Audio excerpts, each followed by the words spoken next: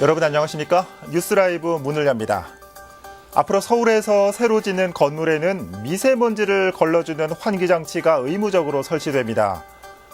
깨끗한 공기를 실내에서 마실 수 있어서 좋지만 한편으로는 예전에 봤던 실내에서만 살아가고 나갈 때는 방독면을 써야 하는 SF 영화가 현실이 돼가고 있는 건가 하는 씁쓸함도 남깁니다. 이번 주말은 창문을 열어두셔도 좋겠습니다. 1월 25일 뉴스라이브 지금부터 시작합니다. 오늘의 헤드라인입니다. 강동구의회 의장이 공금을 유용했다는 의혹이 제기됐습니다. 관용차 이동 경비를 개인 용도로 사용했다는 정황입니다. GTX A 노선 변경을 요구하는 청담동 주민들과 국토부가 대화의 자리를 마련했지만 의견차를 좁히지 못했습니다. 지난해 월곡동에 봉제업 앵커시설을 추진하다 난항을 겪었던 성북구가 이번에는 장위동에 추진하고 있지만 주민 반발은 여전합니다. 노원구가 올해를 어르신 친화도시로 정했습니다. 경로당 공기청정기 지원과 주거환경 개선 등 27개 사업에 33억 원이 투입됩니다.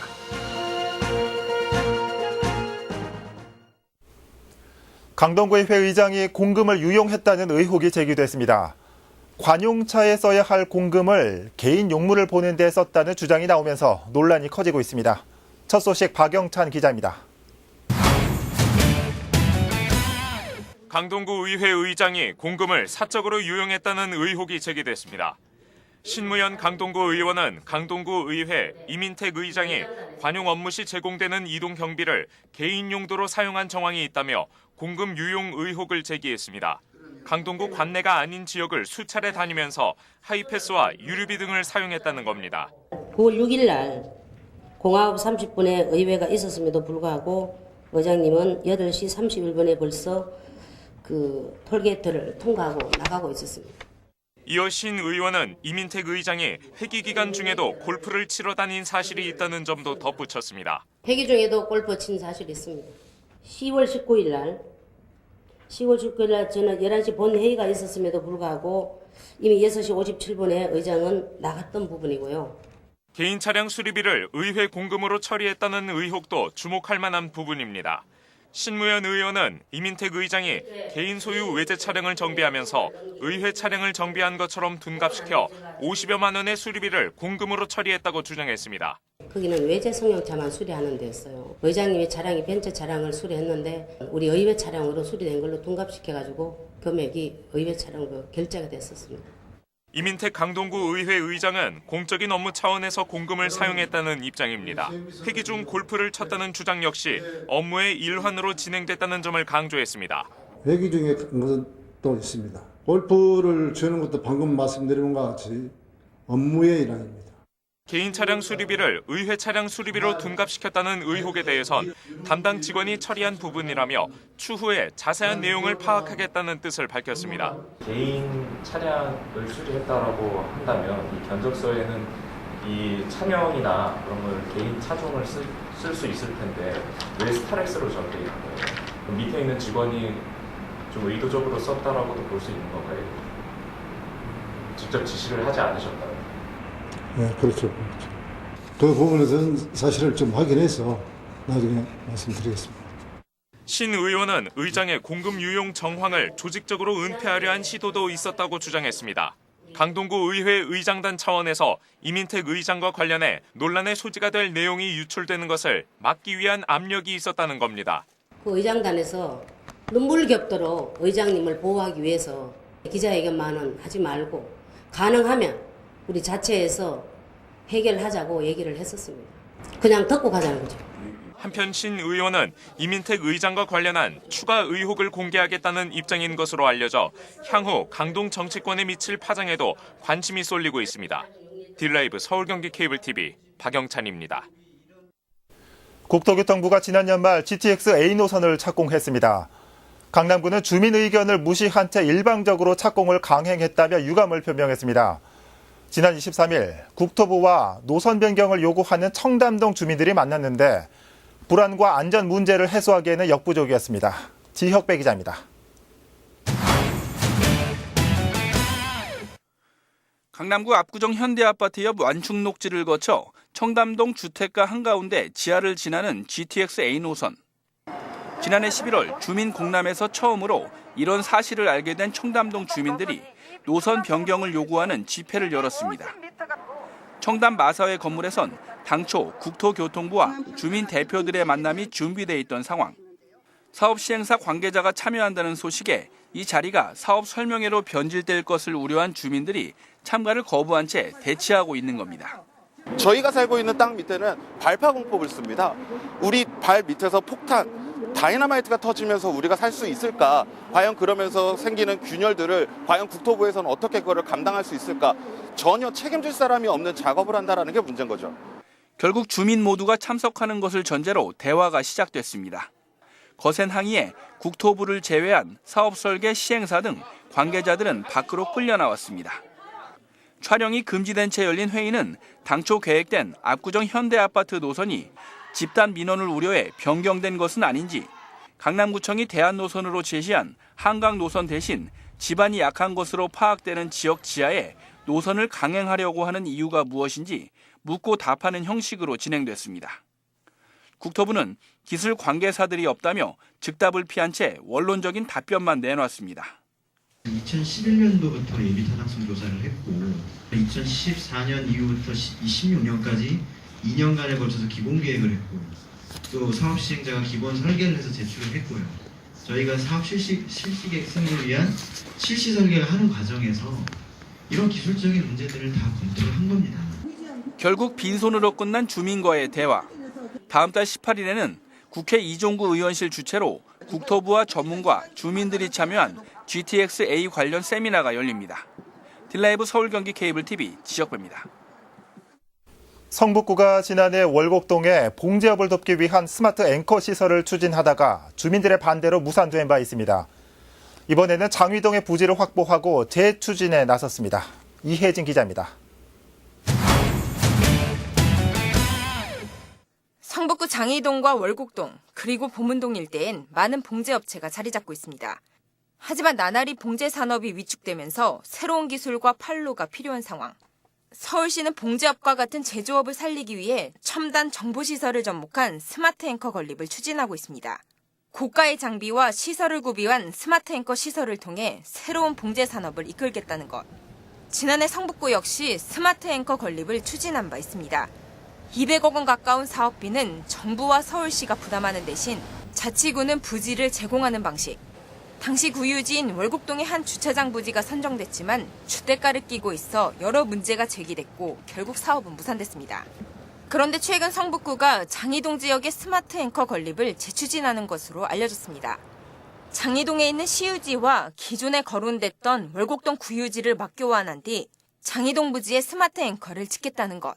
우리 구에서는 사실 장이 주차장이 더 이제 적당하다고 생각을 했고, 그랬는데 이제 서울시에서 봤을 때는 이제 이게 시유지에보다는 이제 구유지에 하는 게 좋다, 이제 이런 의견이었거든요. 이제 그 시유지를 이제 우리가 구입을 하면은 그게 이제 돈이 한 50억이 넘어가기 때문에 그거랑 비슷한 크기의 이제 월곡 주차장하고 이제 교환을 하자, 이렇게 된 거죠. 하지만 이 같은 소식이 알려지면서 이번엔 장이동 주민들이 반발하고 있습니다. 장이동 역시 월곡동과 같은 주거지역인데 봉제 공장이 들어서면 교통과 환경 문제가 클 것이란 것. 현재 장이동 주민들은 청와대 청원까지 진행하고 있는 상황입니다. 이에 대해 성북구청은 스마트 앵커가 대형 봉제 공장이란 인식은 오해에서 불거진 것이라고 설명합니다. 제조업 이제 입주 시설이 5층 한 개만이에요. 어떤 전체 시설의 이제 7분의 1 이하거든요. 여기가 이제 2종 주거 지역이라서 여기가 이제 봉제 공장이라는 의미가 아니고 지금 그 사양 사업이 되어가고 있는 봉제 업계를 어떻게 하면 다시 되살릴 수 있느냐, 그런 거를 어떤 샘플로 지금 해가는 겁니다. 서울시가 2022년까지 20곳에 스마트 앵커를 건립하겠다고 밝힌 가운데 성북구는 다음 달 중으로 장이동 주민들을 대상으로 주민 설명회를 개최할 예정입니다. 딜라이브 서울 경기 케이블 TV 이희지입니다. 2021년까지 광화문 광장을 새롭게 바꾸는 내용의 서울시의 광화문 재구조화에 대해 행정안전부가 제동을 걸고 나섰습니다. 행안부는 광장을 확장하려는 서울시의 계획에 대해 정부 서울청사의 정문이 폐쇄되고 주차장이 없어진다며 반대 배경을 설명했습니다. 또한 청사경비대와 어린이집 등도 철거된다는 문제가 있다며 그동안 서울시의 이 같은 뜻을 지속적으로 밝혀왔다고 밝혔습니다. 서울시는 이에 대해 최종안은 아니라며 지속적으로 협의해 나간다는 입장입니다.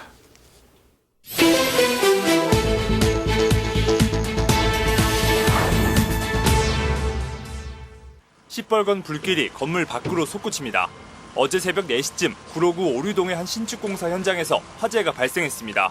이불로 분양사무실 컨테이너 등이 불에 타 소방서 추산 300만 원 상당의 재산 피해가 났습니다. 소방당국은 정확한 화재 원인을 조사하고 있습니다. 어제 아침 9시쯤에도 송파구 오금동의 신축 공사장에서 화재가 발생했습니다. 옥상에서 시작된 불은 지붕 외벽 일부를 태우고 소방서 추산 200만 원 상당의 재산 피해를 냈습니다. 화재는 용접 작업 중 불티가 튀어 발생한 것으로 알려졌습니다. 어제 오후 3시 20분쯤 노원구 상계동 한 도로에서 60대 채모 씨가 몰던 승용차가 횡단보도를 건너던 행인 3명을 치었습니다. 이 사고로 행인 3명이 다쳐 병원으로 옮겨졌습니다. 경찰은 주변 CCTV 영상을 통해 사고 경위를 조사하고 있습니다. 어제 오후 4시 40분쯤에는 강동구 천호동의 한 의류 작업장에서 불이 났습니다. 불은 건물의 일부를 태우고 20분 만에 꺼졌습니다. 소방당국은 종업원이 작업장에서 오염 제거제를 실수로 떨어뜨려 전기난로 열에 의해 불이 난 것으로 보고 있습니다. 뉴스라이브 사건 사고였습니다.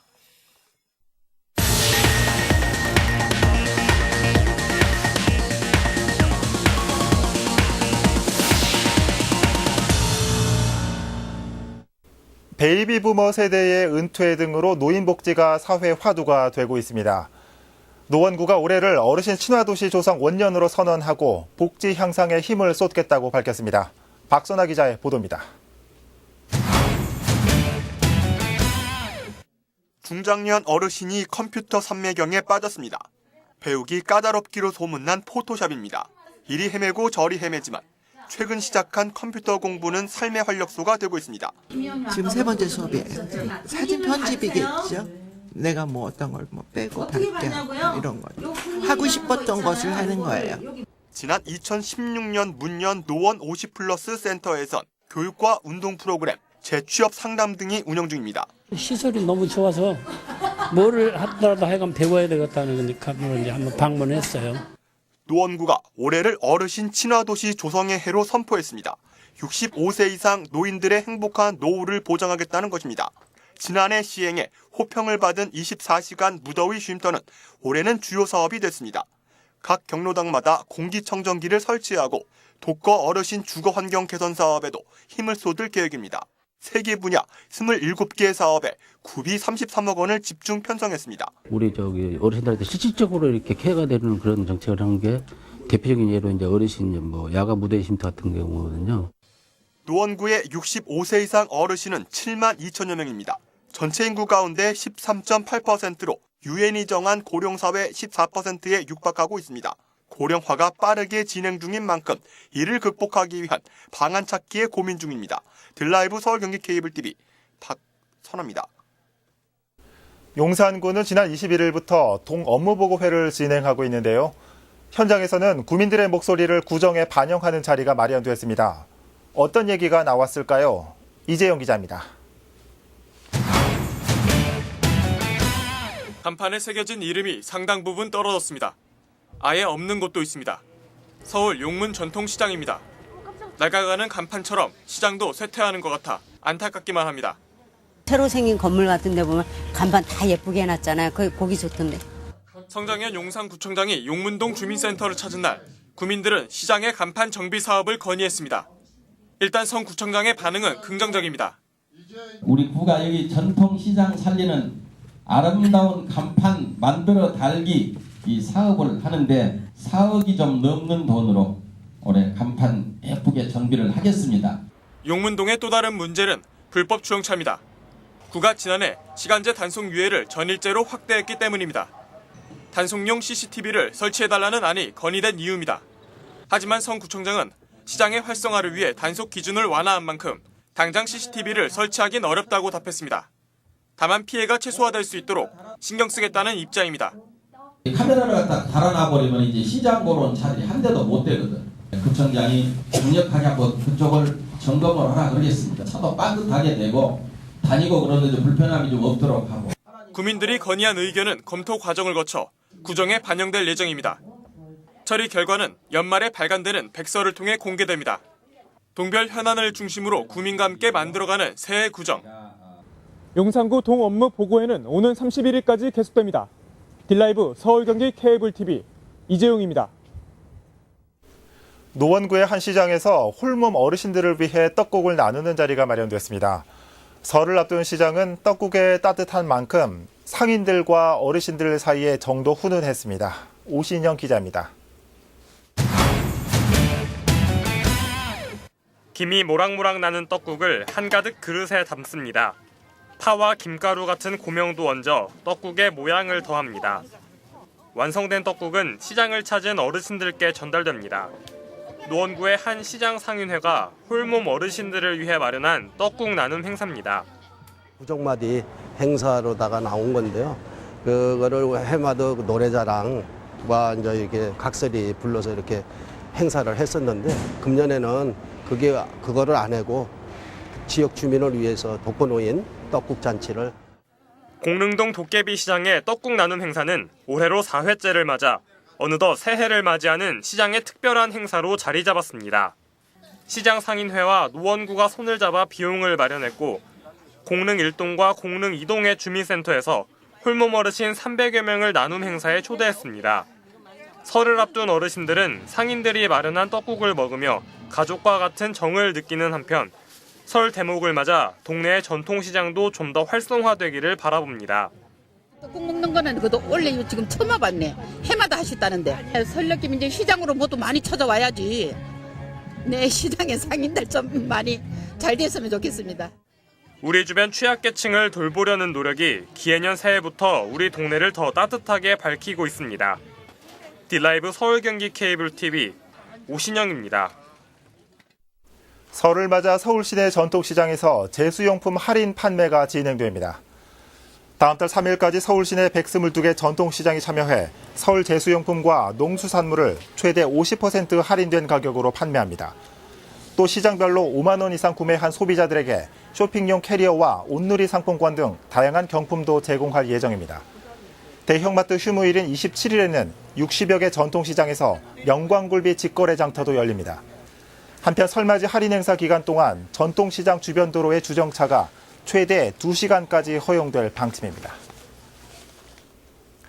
정부의 부동산 정책으로 주택 거래가 감소하면서 감소 추세가 눈에 띄는 지역이 있습니다. 강동구 얘긴데요. 매매와 전세 가격 모두 하락 국면을 보인다는 평가입니다. 이유가 뭔지 박영찬 기자가 취재했습니다. 부동산 가격을 잡겠다는 정부의 주택 정책이 계속되는 가운데 강동구 지역 아파트 가격이 큰 폭으로 떨어지고 있습니다. 한국감정원이 발표한 주택 가격 동향에 따르면 지난주 강동구의 아파트 매매 가격 하락률은 0.16%, 같은 시기 가장 높은 하락세를 보인 강남구와 양천구에 이은 수치지만 2주 전 0.08%의 낙폭을 기록했던 것과 비교하면 2배가량 떨어진 겁니다. 강동구의 하락세는 전세 시장까지 확대되는 모양새입니다. 강남, 서초, 송파 등이 0.2%대의 전세가 하락세를 보인 반면 강동구의 경우 0.35%를 기록해 가장 큰 전세가율 하락세를 기록했습니다. 강남권 11개구 평균 하락률이 0.18%였던 것에 비교하면 강동구의 낙폭은 더욱 두드러집니다. 아파트 매매와 전세가 모두 하락세를 보이고 있는 가운데 강동구의 부동산 시장 둔화세는 한동안 계속될 전망입니다. 당장 올 6월엔 명일동에 1,900세대 규모의 신축 아파트가 들어서는 데다 9월부터 연말까지 1만여 세대에 육박하는 신규 아파트 물량이 강동구에 공급되기 때문입니다. 올 한 해 동안 서울에 공급될 4만여 개의 신규 아파트 물량 중 4분의 1에 해당하는 수치입니다. 하남과 미사 등 강동구에 인접한 동남권 신도시 또한 신규 물량이 계속 공급되고 있는 상황. 한편 2022년까지 둔촌주공 아파트 재건축 사업으로 12,000세대의 추가 물량이 공급될 예정인 만큼 정부의 부동산 정책과 강동구 신규 주택 물량에 시장에 관심이 쏠리고 있습니다. 딜라이브 서울경기 케이블TV 박영찬입니다. 하나의 생활권의 세 개의 지자체가 있는 위례 신도시. 이런 탓에 주민들의 불편 사항이 한 목소리를 내기 어려웠습니다. 정부가 이를 해소하기 위해 협의회 구성을 추진합니다. 보도에 태윤영 기자입니다. 작게는 종량제 봉투 구매 문제부터 크게는 순환버스의 부재와 학교 배정 문제까지 위례 신도시에서 흔히 겪을 수 있는 불편들입니다. 단일 생활권임에도 송파구와 성남시, 하남시로 행정 관할이 쪼개진 탓입니다.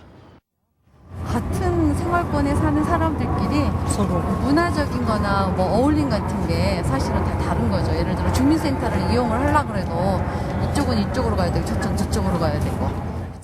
위례 신도시의 다양한 생활 불편을 해결하기 위해 정부가 상생협력 행정협의회 구성을 추진하고 있습니다.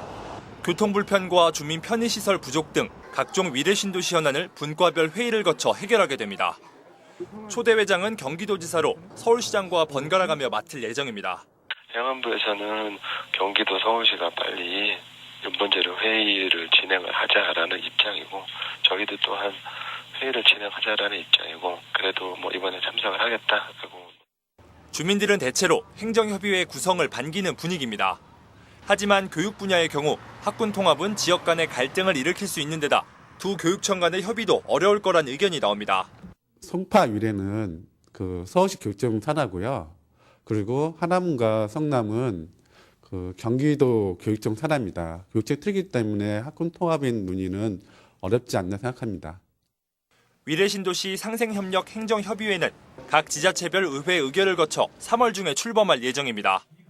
딜라이브 서울 경기 케이블 TV 태윤영입니다.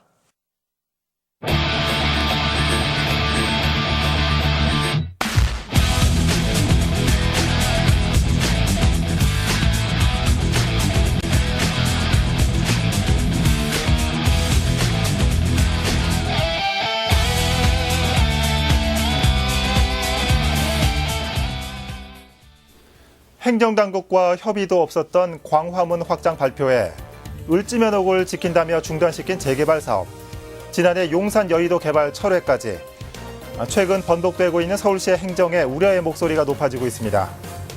인구 1,000만을 태운 배는 키를 조금만 틀어도 전체 항로가 달라지는 법입니다. 뉴스라이브 마칩니다. 시청해 주셔서 고맙습니다.